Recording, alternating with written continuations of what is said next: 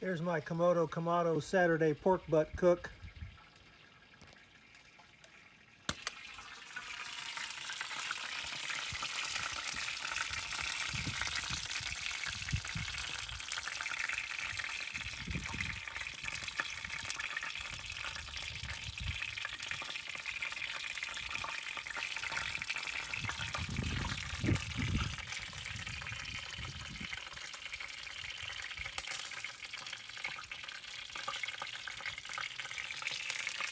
Looks fantastic. Can't wait to get it off there and pull it. Alright, here's that pork butt I showed you a few minutes ago on the Kamado.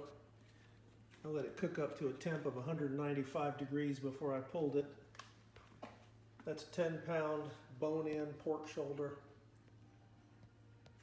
I cooked it for 8 hours and 45 minutes. The temperature ran, well, started off 200, slowly crept up to 300 over the course of a few hours, and then I eased it back to 280 and finished off at an internal temp of 195 degrees after 8 hours and 45 minutes. I rubbed that with salt and pepper, and then I used some Caribbean spice. Let's see, it wasn't from Penzeys, it was from World Spice in Seattle. Anyway, I'm going to let that rest a few hours and then we'll see how it comes out. Here's one of my little tricks that I do. If I'm going to rest the meat on the counter instead of in the cooler,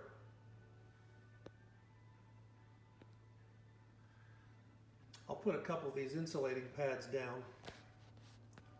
Hang on, I'm going to put the phone down a second.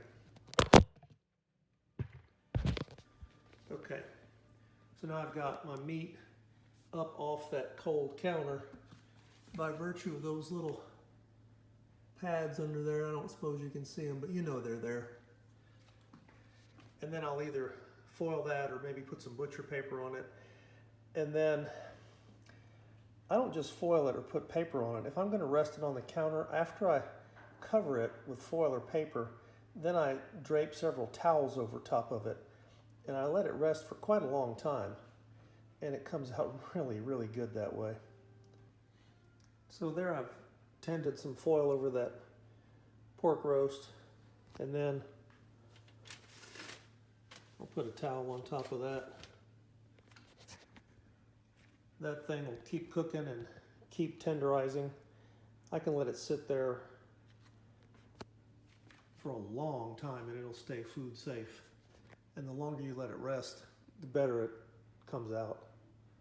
All right, here's the end result of that cook. A bag and a half of pulled pork.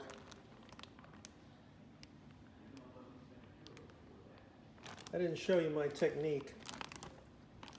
I don't just pull that stuff apart like with those big claws or something. And I've talked about this before. I tear all the muscles apart, and when you separate those muscles,